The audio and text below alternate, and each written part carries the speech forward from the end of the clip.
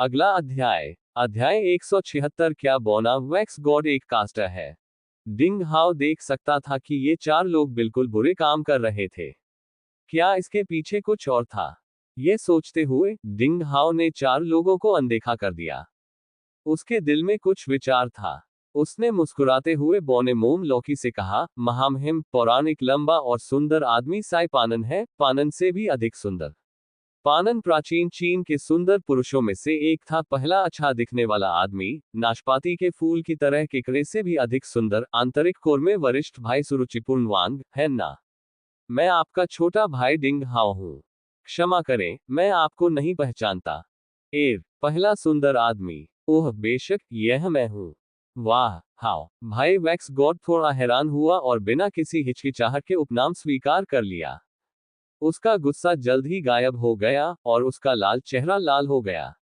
बेटा, तुम बहुत समझदार हो। अच्छा अच्छा, ऐसा लगता है कि मेरी अच्छी प्रतिष्ठा सभी को अच्छी तरह से पता है।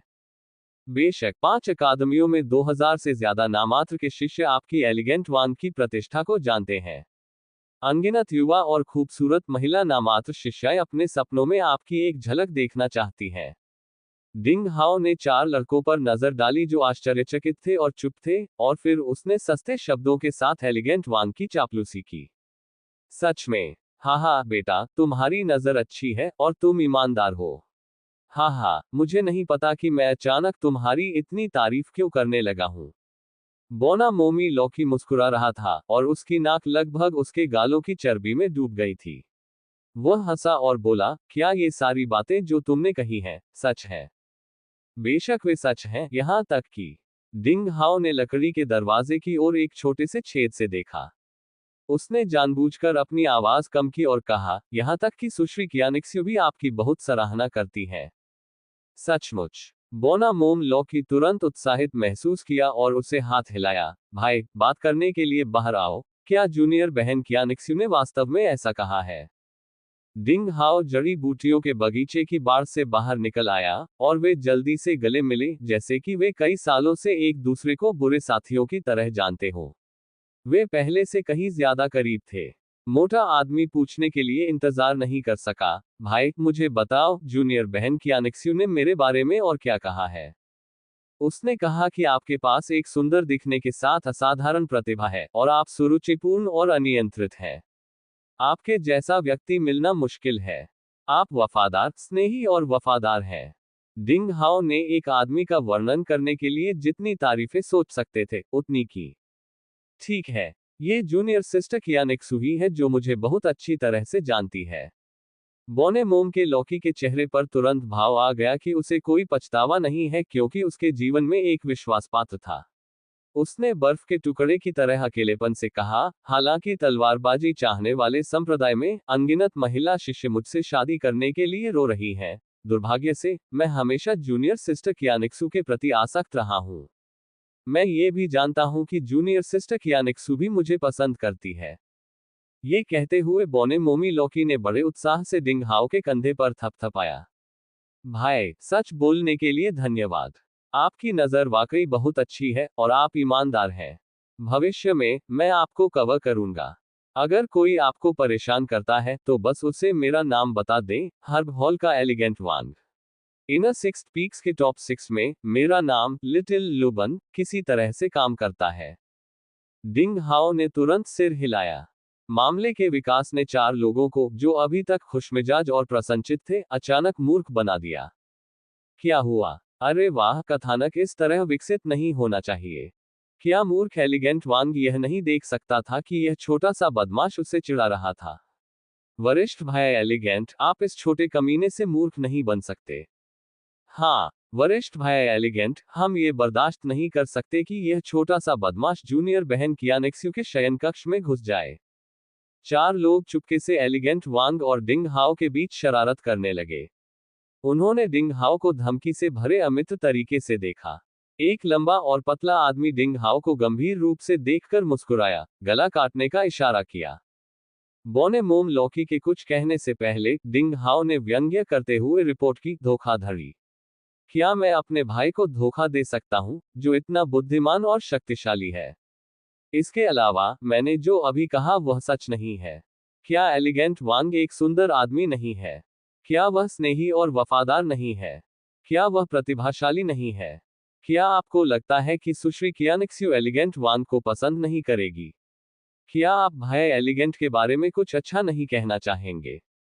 एलिगेंट वांग, जो 4 लोगों से पूछना चाहता था, ने सिर हिलाया और चारों लोगों की ओर देखते हुए कहा, हाँ, क्या भाई डिंग ने जो कहा वह सच नहीं है? यह 4 लोग अचंभित हो गए। ये बिल्कुल सच नहीं था, लेकिन कोई भी उस आदमी के बारे में स्पष्ट रूप से नहीं कह सकता था जो नासमझ था और इधर उधर घूम रहा था और अविश्वसनीय रूप से आत्मा अवशोषित था। डिंग हाओ ने फिर से व्यंग्य किया और कहा, तुम्हारे पास कहने के लिए कुछ नहीं है ना? मुझे लगता है कि तुम में से कुछ लोगों ने ही एलिगेंट वांग को यहाँ आने के लिए मूर्ख बनाया होगा। हो सकता है कि तुमने सुश्री कियानिक्सू के बारे में भी कुछ कम बुरे शब्द नहीं कहे हो। इसके अलावा, ये केबिन बिल्कुल भी कियानिक्सू का बॉडियर नहीं है, बल्कि अमृत को परिष्कृत करने के लिए एक अस्थायी कमरा है। तुम में ईर्ष्या और जलन की भावना होनी चाहिए। अगर तुम सुश्री कियानिक्सू और मेरे सुंदर वरिष्ठ भाई एलिगेंट वांग के बीच के प्यार को खराब करना चाहते हो, तो तुम बहुत नीच हो। एलिगेंट वांग ने डिंग हाओ की बात सुनी और चारों लड़कों को घूर कर देखा। जैसा कि मैं सोचता हूं, तुम 4 कमीने आम समय में मुझसे छिपते रहते हो। आज तुम इतने उत्साहित क्यों हो? तुम्हें मुझसे और मिस कियानिक्स्यू से जलन हो रही होगी। अमर प्रेमी युगल, तुम हमें जिंदा ही चीर देना चाहते हो, है ना? मैं तुम्हारी बकवास पर लगभग यकीन कर चुका हूं। 4 लोगों ने देखा कि स्थिति उनके नियंत्रण में नहीं थी, और वे तुरंत क्रोधित हो गए। लंबा और पतला आदमी जिसने चुपके से डिंग हाओ को धमकाया था, गुर्राया, उठो, एलिगेंट वांग, तुम एक बेवकूफ व्यक्ति हो। ये छोटा सा कमीना तुम्हें धोखा दे रहा है। जीमेन कियानिक्स्यू ने तुम पर कब मुस्कुराया? वह तुम्हारे बारे में अच्छे शब्द कैसे कह सकती है? जब एलिगेंट वांग ने ऐसे शब्द सुने तो उसे सचमुच गुस्सा आ गया। क्या तुम कहते हो कि मैं मूर्ख व्यक्ति था? मैंने तुम्हें मार डाला। इससे पहले कि उसकी आवाज खत्म हो जाती, खड़खड़ाहट, खड़खड़ाहट, खड़खड़ाहट। लोहे की खरोंच की आवाज पॉपकॉर्न की तरह निकल रही थी। सुरुचिपूर्ण वांग ने अपनी भुजाएं और हाथ फैलाए, और मछली के तराजू जैसी काली लहरदार परत तुरंत उसके कंधों से फैल गई। पलक झपकते ही इसने पूरी भुजाओं को ढक लिया। काले रंग का कवच स्पष्ट रूप से कुछ अजीब धातु की चीजों से बना था, जैसे कि जीवन। एक बार जब उसने अपनी भुजाएं फैलाईं, तो काले रंग का कवच भी भुजाओं के साथ 4 या 5 मीटर तक फैल गया, और धातु की बनावट और दबाव से भरी हुई एक जोड़ी काली मुट्ठियों में बदल गया। अरे बाप रे! डिंग हाओ को आश्चर्य हुआ। यह एक जादुई हथियार है। ये बोना मोम लौकी मोटा आदमी वास्तव में एक शिलालेख लेखक था। ये बात सच है कि किसी किताब का मूल्यांकन उसके आवरण से नहीं किया जाना चाहिए। काली धातु की मुट्ठी की जोड़ी एक जादुई बार्सर होनी चाहिए। प्रेरित होने के बाद इसमें उच्च हमला करने की शक्ति थी। यह एक वास्तविक जादुई हथियार था। मुट्ठियां सजीव थीं, और दबाव पूरा था। एलिगेंट वांग की इच्छा के साथ, मुट्ठियां हवा में नाच रही थीं, उल्का की तरह तेज, शक्तिशाली मुट्ठी हवा ने जमीन पर गिरे मृत पत्तों को लुढ़का दिया। भाड़ में जाओ, तुमने ये कहने की हिम्मत की कि मैं एक बेवकूफ इंसान हूं। मैं आज तुम्हें बुरी तरह हरा दूंगा। मेरे ब्लैक आयरन मेटियोर बार्सर को देखो, और मैं तुम्हें चकनाचूर कर दूंगा। धमाका। विशाल काले लोहे की मुट्ठी, मानो माउंट ताए उन पर गिर रही हो, ने एक निर्बाध वायु प्रवाह को जगा दिया, बिखरे हुए पीले पत्तों को लुढ़का दिया, और 4 लोगों पर जोर से प्रहार किया। अध्याय 177। यह स्वादिष्ट है, धन्यवाद। रुको, तुम पागल हो। सुंदर वांग, तुम पागल हो। चारों व्यक्तियों के चेहरे काफी बदल गए, वे उसे सीधे रोकने की हिम्मत नहीं कर सके, और इसलिए वे खरगोशों की तरह सभी दिशाओं में भाग गए। हथौड़ा जमीन पर लगा और अचानक खेत में भूकंप जैसी भयानक कंपन हुई। हे भगवान, इस लोहे की मुट्ठी में कम से कम 6 हैपच मार्शल डिसिपल्स दायरे में हमला करने की शक्ति है। एलिगेंट वांग ब्लैक आयरन उल्का बार्सर के जादुई हथियार को ऐसे दायरे में हेरफेर कर सकता है जैसे कि हाथ उंगलियों को निर्देशित करता है। वह कम से कम रैंक 2 पर एक शिलालेख है। डिंग हाओ चौंक गया क्योंकि वह एलिगेंट वांग को देख रहा था। अप्रत्याशित रूप से इस मोटे आदमी में ऐसी क्षमता थी। लानत है, तुमने छिपने की हिम्मत की। आहा हा हा हा, मैं तोड़ता हूँ, मैं तोड़ता हूँ, तोड़ता हूँ, तोड़ता हूँ। एलिगेंट वांग ने गुस्से से दहाड़ लगाई। काले लोहे की मुट्ठी की एक जोड़ी वास्तव में उल्का की तरह पागलों की तरह जमीन पर गिरी। उसने ढेर लगाने वाली मशीनों की तरह पागलों की तरह दहाड़ लगाई। चारों आदमी स्पष्ट रूप से प्रतिद्वंद्वी नहीं थे और भय और क्रोध में झुक गए। वे यह नहीं बता सकते थे कि वे इतने मोटे आदमी के सामने कितने कड़वे थे जो तेजी से चल रहा था। डिंग हाओ अपनी हंसी रोक नहीं सका। इस चित्र ने उन्हें अपने पिछले जीवन के एक रोमांचक बच्चों के खेल की याद दिला दी, हैमस्टर्स को पीटना। ये बदसूरत मोटा आदमी थोड़ा दिलचस्प है। अचानक तलवार मास्टर ने डिंग हाओ के सिर में ऐसे शब्द कहे। कृपाण मास्टर तुरंत हंसे और बोले, क्या क्या तुम भी सोचते हो कि यह आदमी इतना नीच और बेशर्म है कि इसकी शैली तुम्हारी जवानी जैसी है? पागल औरत, क्या तुम जानबूझकर गलतियां निकाल रही हो? तलवार मास्टर क्रोधित हो गया। मेरा मतलब है कि इस बदसूरत मोटे आदमी का जादुई हथियार को हेरफेर करने का कौशल थोड़ा दिलचस्प है। उसका ब्लैक आयरन उल्का बार्सर लेवल 1 पर केवल एक घटिया जादुई हथियार है, लेकिन फौज कौशल और विचारों में खूबियां हैं। खैर, हालांकि वह आदमी बदसूरत है, फिर भी वह थोड़ा प्रतिभाशाली है। अरे बुरे आदमी, क्या तुम्हें इस मोटे आदमी के बारे में कुछ पता नहीं है? डिंग हाओ पूछे बिना नहीं रह सका। भाड़ में जाओ, क्या तुम सोचते हो कि मैं इस कम प्रतिभाशाली लड़के को अपने प्रशिक्षु के रूप में लेने से नहीं रोक सकता, जैसे कि वह पागल औरत जो लंबे बालों और कम समझ के साथ आसानी से उत्तेजित हो जाती है? तलवार मास्टर गर्व से हंसा। कृपाण मास्टर तुरंत क्रोधित हो गया। डिंग हाओ के मन में उन्होंने मौखिक हमला करना शुरू कर दिया और उनकी आवाजें धीरे धीरे धीमी हो गईं। डिंग हाओ को समझ में नहीं आया कि हंसे या रोए, और उसका ध्यान फिर सामने हो रही लड़ाई पर चला गया। एलिगेंट वांग ने एक शिलालेखकार के रूप में अपनी ताकत का पूरा इस्तेमाल किया। चार आदमी एलिगेंट वांग के प्रतिद्वंद्वी कैसे हो सकते हैं? बड़ी बड़ी मुट्ठियां जमीन पर बिखर गईं। लंबा और पतला आदमी और दूसरे लोग मुट्ठियों की ताकत से भिखारियों की तरह चौंक गए। उनके कपड़े फटे हुए थे और उनके बाल अस्त व्यस्त थे। चीखते हुए वे पीछे मुड़े और भाग गए। छोटे कमीने, तुम बस इंतजार करो और तुम बड़ी मुसीबत में फंस जाओगे। तुम्हारी हिम्मत कैसे हुई मेरे बड़े भाई शेनकू के प्रेम संबंध को नष्ट करने की? तुम्हारा अंत हो गया। अरे एलिगेंट वांग, तुम पागल हो? रुको। चार लड़के रोए और चिल्लाए। उन्हें सिर्फ इस बात से नफरत थी कि उनके माता पिता ने उन्हें सिर्फ 2 पैर दिए थे। वे पागलों की तरह भाग गए और भागते समय डांटते रहे। जाहिर है कि वे डिंग हाउ से बहुत नफरत करते थे और पलक झपकते ही दूर जंगल में गायब हो गए। एलिगेंट वांग इतना क्रोधित था कि उसने रुकने से इनकार कर दिया। उसने ब्लैक आयरन उल्का बार्सर का इस्तेमाल किया और उनका पीछा किया। छोटे भाई, याद रखना, अगर कोई तुम्हें परेशान करे तो उसे मेरा नाम एलिगेंट वांग लिटिल लुबन बता देना। हाँ हाँ, मैं तुम्हें पसंद करता हूँ। रुक जाओ तुम चार कमीने, मुझे आज तुम्हें पीटना ही होगा। मोटा आदमी अपनी लंबी काली लोहे की मुट्ठियों को उछालता हुआ उछलती गेंद की तरह दूरी में गायब हो गया। डिंग हाओ ने अपना मुंह खोला, अपना सिर हिलाया और हंसा। उसे ऐसे मजेदार व्यक्ति से मिलने की उम्मीद नहीं थी। एलिगेंट वांग भी एक अद्भुत व्यक्ति था। वह पीली शर्ट वाली उत्तरी अकादमी में वेदियों में सुपरमैन रेन शियाओ के साथ बेहतरीन तुलना कर सकता था। क्या दुनिया के सभी मोटे लोग इतने प्यारे हैं? उसने पीछे मुड़कर बंद लकड़ी के दरवाजे की ओर देखा, मुड़ा और चला गया। डॉट डॉट डॉट 2 घंटे बाद ब्लू शर्ट्स की पूर्वी अकादमी के भोजन कक्ष में। भाई हाओ, मैंने इसे तुम्हारे लिए खुद बनाया है। इसे चखना कैसा रहेगा? ली येरुओ, एक खूबसूरत लड़की जो लाल रंग की चुस्त योद्धा पोशाक में थी, ने अपने खाने के डिब्बे से 4 या 5 नाजुक दिखने वाले व्यंजन निकाले और डिंग हाओ के सामने उम्मीद से बैठ गई, उसे फूलों की तरह मुस्कुरा रही थी। भाई हाओ। डिंग हाओ लगभग उगल पड़ा। क्या हुआ? क्या ये छोटी सी मिर्च मुझे बुला रही है?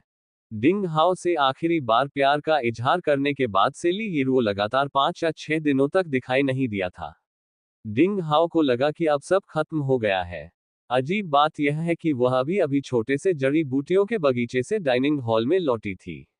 डिंग हाओ कुछ खाने के लिए तैयार था और फिर मार्शल आर्ट का अभ्यास करने के लिए वापस चला गया। उसने देखा कि ली येरुओ एक लाल शर्ट में, एक बड़े लाल बादल की तरह, एक नाजुक खाने के डिब्बे के साथ उसके सामने बैठा था।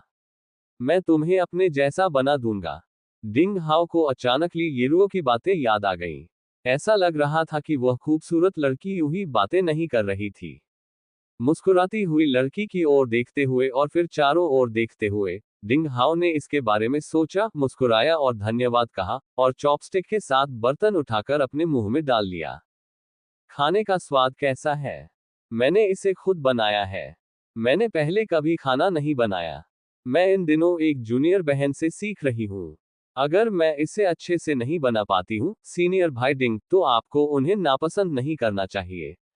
ली येरुओ की अभिव्यक्ति तनावपूर्ण थी, और उसकी शरद ऋतु के पानी जैसी बड़ी आंखों से उसने डिंग हाओ को कसकर देखा। जैसा कि अपेक्षित था, ये लड़की इन दिनों नहीं आई थी। दरअसल वह खाना बनाना सीखने गई थी। छोटी मिर्च वास्तव में खाना बनाना सीखने गई थी। डिंग हाओ के चेहरे पर मुस्कान बरकरार रही। उसने सिर हिलाया और कहा, यह बहुत स्वादिष्ट है। धन्यवाद, येरुओ। आह, सच में, क्या ये वाकई स्वादिष्ट है? ली येरुओ के चेहरे पर एक शानदार मुस्कान दिखी। वह एक खुश बच्चे की तरह नाच रही थी, अपने आसपास मौजूद अनगिनत प्रशंसकों के उदास भावों को पूरी तरह से अनदेखा कर रही थी। उसने उत्साह से कहा, मुझे भी चिंता है कि सीनियर ब्रदर डिंग आपको मेरा खाना खाना पसंद नहीं है। ये बढ़िया है। मैं भविष्य में हर दिन आपके लिए इसे पकाऊंगी। डिंग हाओ का चेहरा मुस्कुराहट से कठोर हो गया, और वह कुछ और कहना चाहता था, लेकिन जब उसने ली येरुओ के चेहरे पर सुंदर बच्चों जैसी मुस्कान देखी, तो उसे पता नहीं क्यों उसने जादुई ढंग से सिर हिलाया। ठीक है। वे आपस में बातें करने लगे और भोजन कक्ष में बैठे अनगिनत पुरुष शिष्यों के दिल टूट गए। ली येरुओ को 5 अकादमियों के नामात्र शिष्यों में सबसे सुंदर लड़की के रूप में पहचाना जाता था, और उसे कई प्रशंसकों द्वारा परी कहा जाता था।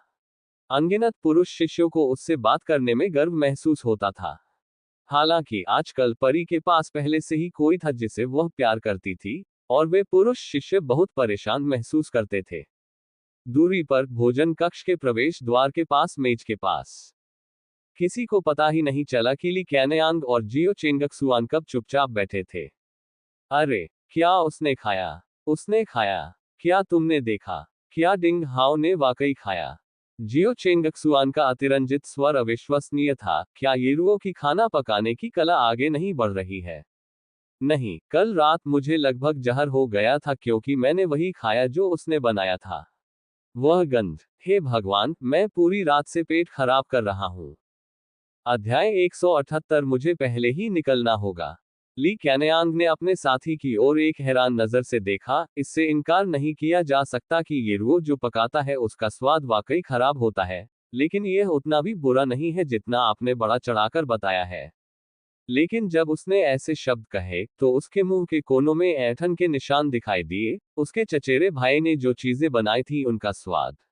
ली कैनयांग ने कसम खाई कि भले ही वह हर दिन कॉप्टिस खा रहा हो, लेकिन वह कभी भी येरुओ द्वारा पकाई गई चीजें नहीं खाना चाहेगा।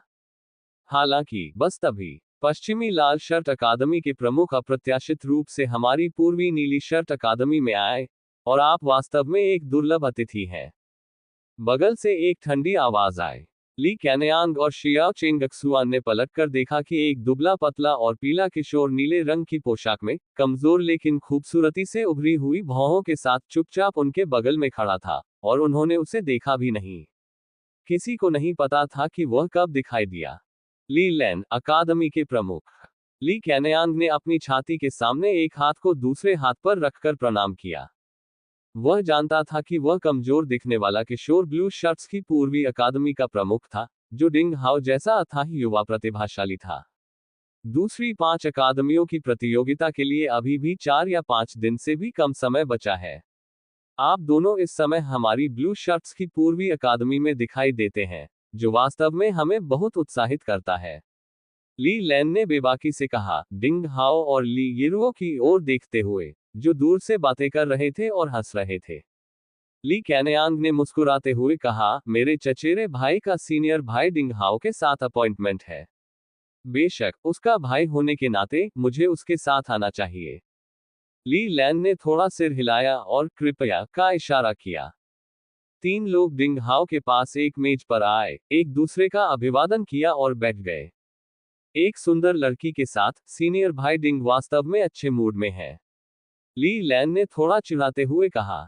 डिंग हाओ ने ज्यादा कुछ कहे बिना हल्का सा मुस्कुरा दिया, लेकिन ली कैनयांग ने ली लैन की कही बातों में अप्रसन्नता की एक झलक को गौर से पकड़ लिया। उसे ऐसा लगा जैसे उसे कुछ मिल गया हो और उसने सोचा कि नीली शर्ट्स की पूर्वी अकादमी का प्रमुख भी उसके चचेरे भाई का प्रशंसक था, इसलिए वह खुद को थोड़ा भूल गया।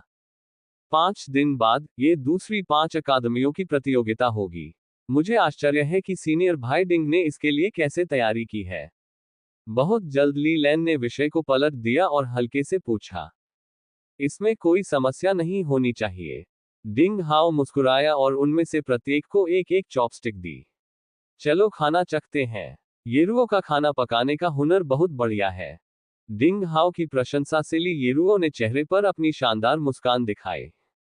थोड़ी हिचकिचाहट के साथ ली लैन ने अपना हाथ उठाया और चॉपस्टिक ले ली। तुरंत ही जियाओ चेंग शुआन का चेहरा बदल गया, उसे लगा कि उसने कुछ बहुत ही भयावह देख लिया है। अपने माथे को थपथपाते हुए, अचानक मुझे याद आया कि मुझे कुछ खत्म करना है। माफ करना, सीनियर ब्रदर डिंग, मैं अगली बार आपके लिए एक ड्रिंक लेकर आऊंगा। ये कहकर वह बिना पीछे मुड़े भागने के समान भाग गया। डिंग हाओ के मुंह के कोनों पर एक मुस्कान की झलक दिखी। बेशक वह जानता था कि जियो चिंगक्सुआन क्यों भाग गया था, लेकिन उसने इसे स्पष्ट रूप से नहीं बताया। ली कैनयांग ने अपना मुंह खोला और आखिरकार उसने डिंग हाओ से बड़ी मुश्किल से चॉपस्टिक्स ली। लेकिन उसने प्लेटों में रखे खाने को खुद उठाए बिना चॉपस्टिक्स को अपने हाथ में ही रखा। ली लैन को नहीं पता था कि ऐसा क्यों हुआ। वह सिर्फ खाने के लिए डाइनिंग हॉल में आया था। इसके अलावा उसे थोड़ी भूख भी लगी थी। उसके सामने रखी प्लेटों में रखा खाना बुरा नहीं लग रहा था, इसलिए उसने बिना किसी अतिरिक्त परेशानी के खाना उठाया और अपने मुंह में डाल लिया। डिंग हाओ और ली कैनयांग ने इस पल में अजीब मुस्कान प्रकट की। उम्मीद के मुताबिक अगले ही पल ली लैन ने कुछ देर तक डिश चबाई, फिर उसे लगा जैसे बिजली गिर गई हो, और अचानक वह अकड़ गया और उसके चेहरे पर काली परत छा गई। उसके माथे पर ठंडा पसीना आ गया, मानो उसने मुंह में खाना नहीं बल्कि जहरीली दवा चबा ली हो। हालांकि अगले ही पल ली लैन ने डिंग हाओ और ली कैनयांग की ओर देखा, और फिर जैसे कि कुछ भी नहीं हुआ था, वह चुप रहा, भोजन चबाना जारी रखा और उसे निगल गया। ऐसा करने के बाद उसने चुपचाप अपने सामने रखी हल्की शराब का प्याला उठाया और उसे पी गया। फिर उसने चॉपस्टिक्स को मेज पर रख दिया और फिर कुछ नहीं खाया। हालांकि डिंग हाओ और ली कैनयांग ने स्पष्ट रूप से देखा कि जब ली लैन ने अपनी चॉपस्टिक नीचे रखी तो उसकी उंगलियां थोड़ी कांप रही थी। क्यों? क्या हो रहा है? तुम इस तरह क्यों दिख रहे हो? ली येरुओ को स्पष्ट रूप से समझ नहीं आया कि क्या हुआ था, लेकिन उसे लगा कि माहौल थोड़ा अजीब था। उसने तीनों पुरुषों के चेहरों को संदेह से देखा। डिंग हाओ जोर से हंसा, धीरे से उसने प्लेट में रखे बर्तन उठाए और विनम्रता से उन्हें खा लिया। वह इत्मीनान से चल रहा था, स्मार्ट मुद्रा में था और एक के बाद एक और सावधानी से खा रहा था, मानो वह दुनिया का सबसे अच्छा भोजन चख रहा हो।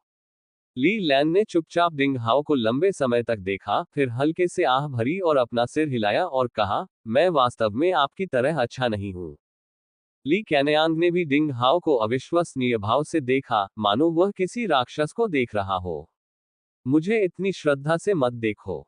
डिंग हाओ हंसा, उसकी आंखों में खुशी और प्रसन्नता की झलक थी। उसने बर्तन साफ करने में उनकी मदद करने के लिए अपना हाथ उठाया और हंसते हुए कहा, अब जब आप बैठेंगे तो आपको येरुओ द्वारा अपने खाना पकाने के कौशल का अच्छा स्वाद मिलेगा। ली कैनयान का चेहरा काफी बदल गया और वह अब और बैठ नहीं सका। वह अचानक खड़ा हो गया और बोला, मुझे अचानक याद आया कि पश्चिमी अकादमी में अभी भी कुछ काम निपटाने हैं। डिंग हाओ, अपना समय लो और मैं पहले जाऊंगा। ली लैन भी खड़ी हो गई और खुद से बोली, मुझे लगता है कि मुझे कुछ करना है। बहुत देर हो चुकी है। मुझे जल्द से जल्द इससे निपटना होगा। ओह, वैसे डिंग हाओ, मेरे पास आपको बताने के लिए एक धमाकेदार खबर है कि स्नो प्रांत के जियान पहाड़ों में प्राचीन खंडहरों को हाल ही में तोड़ा गया है, और कई खजाने पाए गए हैं जो विभिन्न संप्रदायों के लिए ईर्ष्या से लार टपकाने के लिए पर्याप्त मूल्यवान है। ली कैनयांग ने अचानक पलट कर कहा, क्या आप जानते हैं कि खंडहरों को किसने तोड़ा? डिंग हाओ को तुरंत एक व्यक्ति का नाम याद आया और वह हंसा, क्या यह म्यू तियानयांग नहीं हो सकता? ली कैनयांग ने आश्चर्य से कहा, आपको पहले से ही खबर पता है? चलो, क्या ये वास्तव में यही आदमी है? डिंग हाओ को लगा कि उसके पास कोविन माउथ का उपहार है। मू तियानयांग ने शियान पर्वतों में प्राचीन खंडहरों को तोड़कर स्नो प्रांत को चौंका दिया। ट्रैंक्विलिटी अकादमी के सहयोग से उसे अधिकांश आध्यात्मिक घास, दिव्य अमृत और जादुई हथियार मिले। कुछ लोगों ने कहा कि उसे लेवल 6 पर एक दुर्लभ जादुई हथियार भी मिला। ली लैन को जाहिर तौर पर इसके बारे में पता था। उसने डिंग हाओ को आत्म खोजी खुशी के भाव से देखा और कहा, मैं बस आपको इसके बारे में बताना चाहती हूँ। अप्रत्याशित रूप से भाई कैनयान को पहले से ही यह पता चल गया है। डिंग हाओ, स्थिति आपके लिए भयानक है। ली कैनयांग ने भी सिर हिलाया। ऐसा कहा जाता है कि इस बार म्यू तियानयांग ने जो ताकत दिखाई है, वह आदिम ग्रैंडमास्टर से भी आगे निकल गई है। वह कम से कम महान ग्रैंडमास्टर के उच्च स्तर तक पहुंच गया है, और शियान पर्वत में प्राचीन खंडहरों के खजाने को प्राप्त करने के बाद उसकी ताकत में थोड़े समय में तेजी से सुधार होने की संभावना है। सच कहें तो उन्होंने यह नहीं सोचा था कि डिंग हाओ 3 साल में म्यू तियानयांग को हरा सकता है, और अब उन्होंने उससे बहुत कम उम्मीद रखी थी। अगला अध्याय, अध्याय 179, अभियान शियान पर्वत। ट्रैंक्विलिटी अकादमी के प्रतिभाशाली ईश्वर के पुत्र की तरह थे, जिनकी देखभाल स्वर्ग द्वारा की जाती थी। न केवल उनके पास अविश्वसनीय साधना गति थी, बल्कि उनके पास भाग्यशाली मौका भी था, जिससे अनगिनत शिष्य ईर्ष्या से उनकी प्रशंसा करते थे। डिंग हाओ के पास एक अद्वितीय जन्मजात गुण था, लेकिन वह पहले ही शुरुआती रेखा पर हार चुका था। ऐसे आधार के तहत उसके लिए केवल 3 वर्षों में म्यू तियानयांग को हराना लगभग असंभव था। तुम किस बारे में बात कर रहे हो? तो क्या भाई हाओ निश्चित रूप से उस शैतान को हरा सकते हैं? ली येरुओ ने ली लैन और ली कैनयांग पर एक नजर डाली, फिर पूरे भरोसे के साथ डिंग हाओ की ओर देखा। डिंग हाओ जो अभी चबा रहा था, उसने लगभग वही उगल दिया जो उसने सुंदर लड़की के भाई हाओ द्वारा खाया था। ली लैन और ली कैनयांग ने चुपचाप सिर झुकाते हुए मन ही मन कहा कि खबर मिली है कि जुआघर में पागल लोग दिखाई देते हैं, जबकि प्रेम प्रसंग में मूर्ख दिखाई देते हैं। प्रेम में पड़ी महिलाएं आमतौर पर मूर्ख बन जाती हैं ताकि वे अपनी आवश्यक निर्णय क्षमता खो दें। धन्यवाद। डिंग हाओ ने प्लेट में आखिरी डिश खत्म की और लड़की की तरफ देखकर मुस्कुराया। बहुत स्वादिष्ट डिनर। अप्रत्याशित रूप से जब इस छोटी सी मिर्च ने बिना सोचे समझे ऐसे शब्द कहे, तो डिंग हाओ भावुक हो गया। हजारों लोगों द्वारा पूछे जाने वाले सवालों के बीच किसी दूसरे व्यक्ति द्वारा उस पर भरोसा किया जाना बहुत बढ़िया था। सच में, ली येरुओ की खूबसूरत आंखों में लाल दिल के आकार के निशान दिखाई दिए। उसने उत्साह से कहा, भाई हाओ, तुम पहले व्यक्ति हो जिसने मेरे द्वारा पकाए गए भोजन की बहुत प्रशंसा की है। चूंकि तुम्हें मेरा पकाया हुआ भोजन पसंद है, इसलिए मैं तुम्हारे लिए हर दिन खाना बनाऊंगी।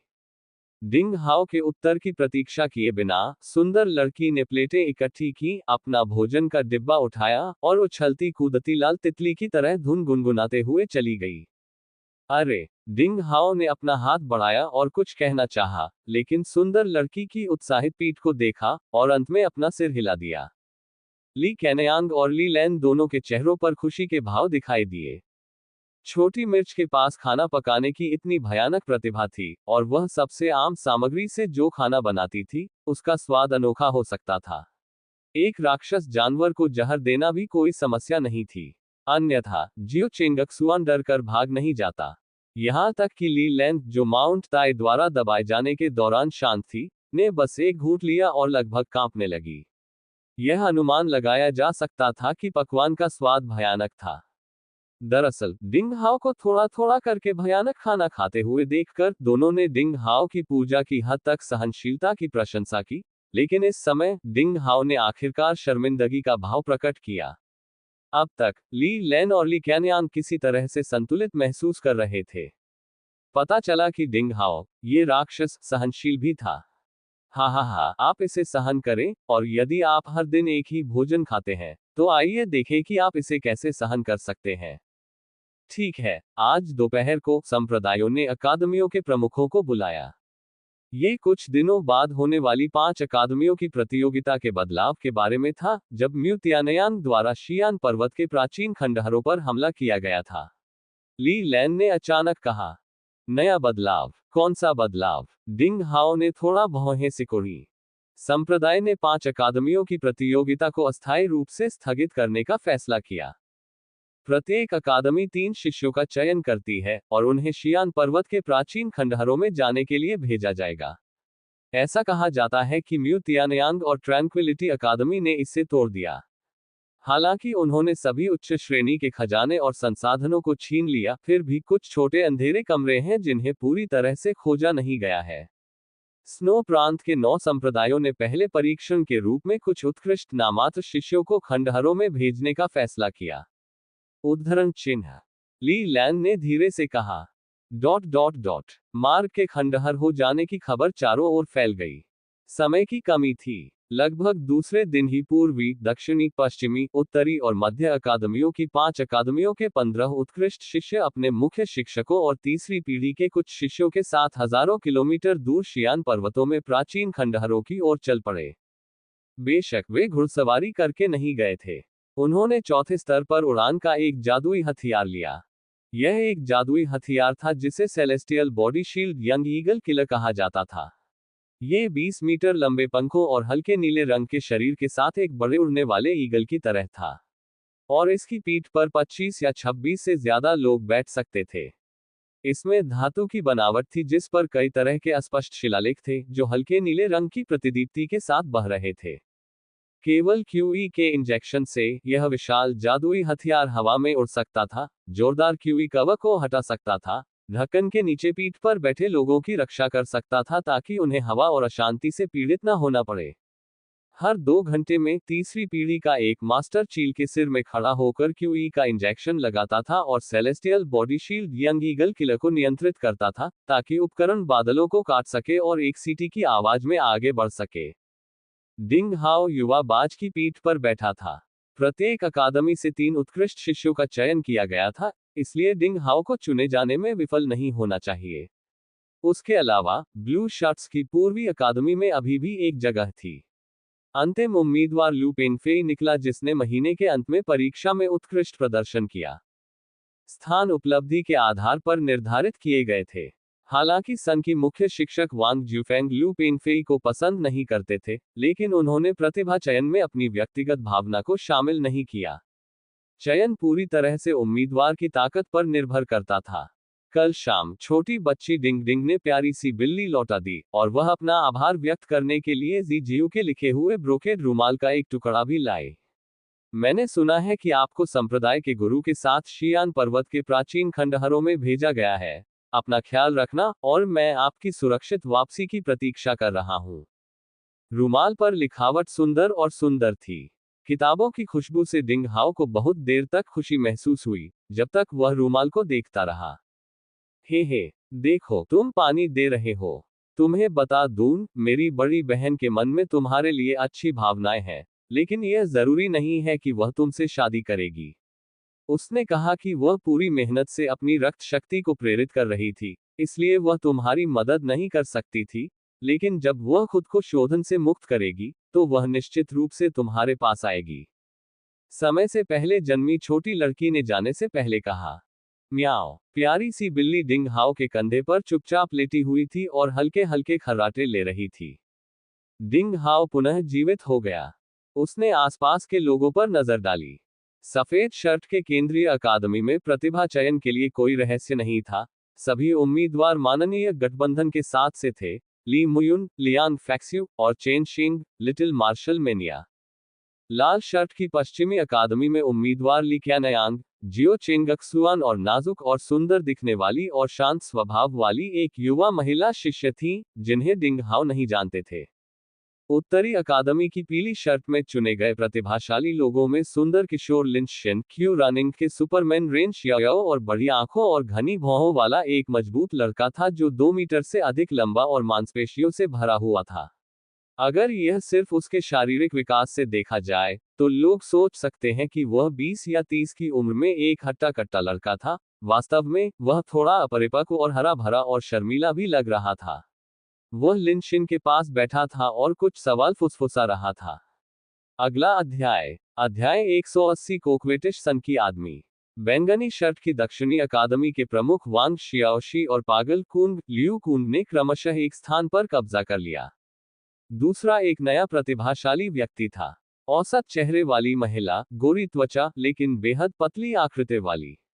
उसने हर समय अपनी आंखें बंद कर रखी थी, जाहिर तौर पर एक पागल साधना करने वाली लड़की थी। वह युवा चील की पीठ पर आने के बाद से ही अभ्यास कर रही थी। 15 शिष्यों और 5 अकादमियों के सभी प्रधान शिक्षकों के अतिरिक्त तलवारबाजी चाहने वाले संप्रदाय में तीसरी पीढ़ी के 5 शिष्य भी थे। वे सभी तलवारबाजी चाहने वाले संप्रदाय के सदस्य थे जो शियान पर्वत के प्राचीन खंडहरों के अभियान पर गए थे। Celestial body shield young eagle killer बहुत तेज था, बादलों के समुद्र में चक्कर लगा रहा था।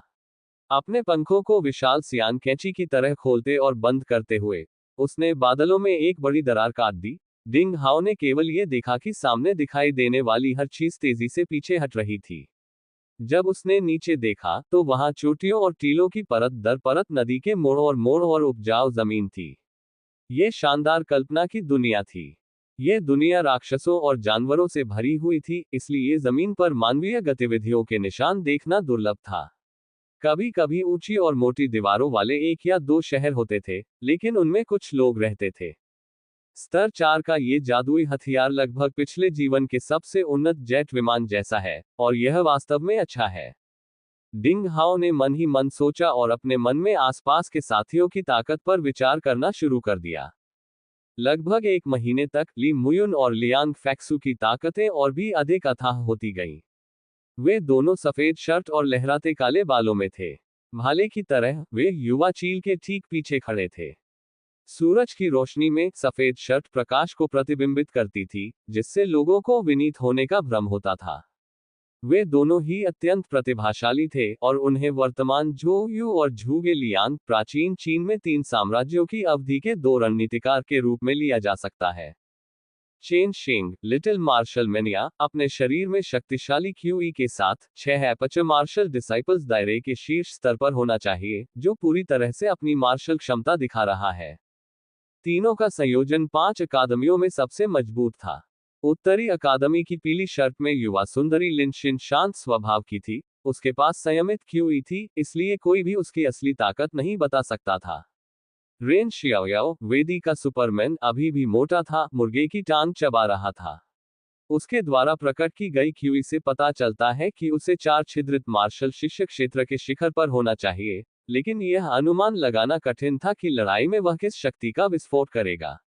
जहां तक उस किशोर की बात है जो संरक्षक बुद्ध के योद्धा परिचारक जितना मजबूत था, उसकी क्यूई साधना 4 छिद्रित मार्शल शिष्य क्षेत्र के शिखर पर पहुंच गई थी, लेकिन उसकी असली युद्ध शक्ति इससे कहीं अधिक थी। पश्चिमी अकादमी ऑफ रेड शर्ट्स के लिए कैनयांग और शियाओ चेंगक्सुआन ने ताकत में महत्वपूर्ण प्रगति की थी। सुंदर दिखने वाली महिला शिष्या अभी भी उन दोनों से ऊपर लग रही थी। इसकी तुलना में बैंगनी शर्ट की दक्षिणी अकादमी की ताकत थोड़ी कमजोर हो सकती है। अकादमी के प्रमुख वांग शियाओशी 4 एपर्चर मार्शल शिष्य क्षेत्र में केवल मध्यवर्ती स्तर पर थे। लियू कुन, पागल आदमी, जो सर्वशक्तिमान हुआ करता था, वांग शियाओशी से थोड़ा अधिक शक्तिशाली था, लेकिन वह 4 एपर्चर मार्शल शिष्य क्षेत्र के शिखर तक नहीं पहुंचा था। हालांकि औसत दिखने वाली महिला शिष्य ने 5 छिद्र वाले मार्शल शिष्य क्षेत्र को तोड़ दिया था, और वह दोनों से ऊपर थी। डिंग हाओ ने आसपास के लोगों को देखा और उसके दिमाग में एक स्पष्ट विचार आया। बैंगनी शर्ट के दक्षिणी अकादमी के विभाजन की अफवाह सही लग रही थी। वांग शियाओशी और लियू कुन सभी अद्वितीय प्रतिभा वाले छोटे प्रतिभाशाली थे। यह अफसोस की बात थी कि उन्होंने व्यक्तिगत हित गुट बनाने के संघर्ष में बहुत अधिक प्रयास किया, जिससे उनकी साधना पर नकारात्मक प्रभाव पड़ा और वे दूसरों से पिछड़ गए। अगर दोनों को जल्द से जल्द अपनी गलतियों का एहसास नहीं हुआ, तो वे आने वाले साल में दूसरों से बहुत पीछे रह जाएंगे। तलवारबाजी चाहने वाले संप्रदाय द्वारा निर्धारित परीक्षण मौन रूप से शुरू हुआ और सक्रिय हो गया। हालांकि बस तभी आगे से पक्षियों की शोकपूर्ण दहाड़ सुनाई दे रही थी। जब उन्होंने ऊपर देखा, तो उन्होंने 4 या 5 बड़े उड़ते राक्षसों को देखा, जिनके पंख लगभग 10 मीटर लंबे थे। सभी लाल बिजली की तरह लाल दानव आभा से ढके हुए थे, जो celestial body shield young eagle killer की ओर उड़ रहे थे। ये राक्षसी जानवर कुछ कुछ कुत्ते जैसा था, जिसकी पीठ पर पंख थे, अंक, तलवार जैसे तीखे पंजे, दहाड़ता हुआ मुंह, लाल रंग के अर्धधनुषाकार दानव आभा वाले तीखे चाकू की एक लड़ी। एक हिंसक तूफान की तरह ये लोगों पर हमला करने के लिए घूमता था। म्याओ म्याओ, प्यारी सी बिल्ली के सफेद बाल आखिर में खड़े हो गए। आदतन वह एक हल्की चीख के साथ मुड़ गया, मानो वह किसी भी समय बाहर भाग जाने का इरादा रखता हो। डिंग हाओ ने जल्दी से उसे अपनी बाहों में पकड़ लिया और थोड़ी देर के लिए उसे शांत किया। वे स्वर्गीय शिकारी राक्षस हैं। ली लैन फुसफुसाया। कोई आश्चर्य नहीं कि डिंग हाओ ने मन ही मन सोचा कि कुत्ते और बिल्लियां दुश्मन बनने के लिए ही पैदा होते हैं, और यह कोई आश्चर्य की बात नहीं थी कि उसकी प्यारी सी बिल्ली ने इतनी अच्छी प्रतिक्रिया दी। स्वर्गीय शिकारी राक्षस के बारे में कुछ जानकारी उसके दिमाग में आई। यह एक प्रकार का राक्षसी जानवर था जो हिंसक स्वभाव के साथ उड़ने के लिए पैदा हुआ था, जिसे मारना और निगलना पसंद था। वे आमतौर पर 3 या 4 के समूह में राक्षसों के रूप में समूहों में रहते थे। आदिम ग्रैंडमास्टर ताकत वाले वयस्क स्वर्गीय शिकारी राक्षस बहुत डरावने थे। विशालकाय शरीर वाले स्वर्गीय शिकारी राक्षस जाहिर तौर पर वयस्क थे। उनकी राक्षसी आभा इतनी बढ़ रही थी कि लोगों को घुटन महसूस हो रही थी, और वे बेहद डरावने थे। धमाका धमाका धमाका धमाका। हल्के लाल रंग के दानव आभा वाले तेज चाकू ने celestial body shield young eagle killer द्वारा उड़ाए गए ढाल पर प्रहार किया, जिससे लहरें उठी। भयानक प्रभाव ने युवा ईगल को हिलाकर रख दिया। सभी नामात्र के शिष्य भयभीत हो गए। कितने शक्तिशाली राक्षस! 5 का तो जिक्र ही नहीं, यदि उनमें से केवल एक भी हो। तलवारबाजी चाहने वाले संप्रदाय के 15 सर्वश्रेष्ठ नामात्र के शिष्य भी एकजुट होकर उसके प्रतिद्वंद्वी नहीं होंगे, और वे तुरंत टुकड़े टुकड़े हो जाएंगे। जंगल में सचमुच राक्षसों की दुनिया थी। अरे, जो राक्षस अभी अभी आदिम क्षेत्र में पहुंचे हैं, वे वास्तव में मृत्यु को आमंत्रित करने का साहस कर रहे हैं। एक ठंडी खर्राटे सुनाई दी। इससे पहले कि उसकी आवाज खत्म हो जाती, युवा बाज की पीठ से बिजली की तरह चमकती हुई एक चमकदार नीली तलवार की रोशनी निकली, जो आकाश को चीरती हुई निकल रही थी। अगले ही क्षण आकाश में खून की वर्षा होने लगी, पंखों की फड़फड़ाहट और दुखद एवं तीखी चीखें गूंजने लगी। आदिम ग्रैंडमास्टर की ताकत वाले 5 स्वर्गीय शिकारी राक्षस एक ही तलवार से एक पल में मारे गए, और कोई भी बच नहीं पाया। भयावह सियान तलवार की रोशनी मौत का एक नियति प्रतीक लग रही थी। ये कितना भयानक था! अवाक नामात्र के शिष्यों ने उस व्यक्ति की ओर देखा जिसने अपनी तलवार चलाई थी। उस व्यक्ति ने बस अपना हाथ हिलाया, और 5 लाल, क्रिस्टल और पारदर्शी स्पर वापस गिरते हुए स्वर्गीय शिकारी राक्षसों से उसके हाथ में गिर गए। डिंग हाओ एक पल के लिए आश्चर्यचकित हो गया, क्योंकि तलवार चलाने वाला यह व्यक्ति वांग ज्यूफेंग निकला, जो गपशप करने वाला व्यक्ति और ब्लू शर्ट्स की पूर्वी अकादमी का सन की प्रधान शिक्षक था। हालांकि उसने पहले ही अनुमान लगा लिया था कि निंदक आदमी की ताकत बहुत बड़ी है, लेकिन उसने कभी नहीं सोचा था कि उसकी शक्ति इस हद तक पहुंच गई है। उसकी तलवारबाजी का हुनर बहुत ही अद्भुत था। तलवार की रोशनी इतनी तेज थी कि वह पहाड़ों और आसमान को भी चीर सकती थी, जिसने उन सभी नामात्र के शिष्यों के मन में गहरी छाप छोड़ी। यहां तक कि ली मुयुन और लियांग फैक्सू भी आश्चर्यचकित थे। केवल ली लैन ही शांत थी, मानो उसे लग रहा हो कि यह सामान्य बात है। वरिष्ठ भाई वांग के सामूहिक हत्या कौशल में काफी सुधार हुआ है। बधाई हो! लाल शर्ट की पश्चिमी अकादमी के मुख्य शिक्षक, एक मध्यम आयु वर्ग के व्यक्ति, जिनके चेहरे पर हमेशा मुस्कान रहती थी, मुस्कुराए। हा हा हा हा हा, यह तलवारबाजी का हुनर इसे खेलने के लिए बहुत उपयुक्त है। मैं इसे हर दिन सीखता हूँ। हे, सन की आदमी ने बधाई को बिना किसी औपचारिकता के स्वीकार कर लिया।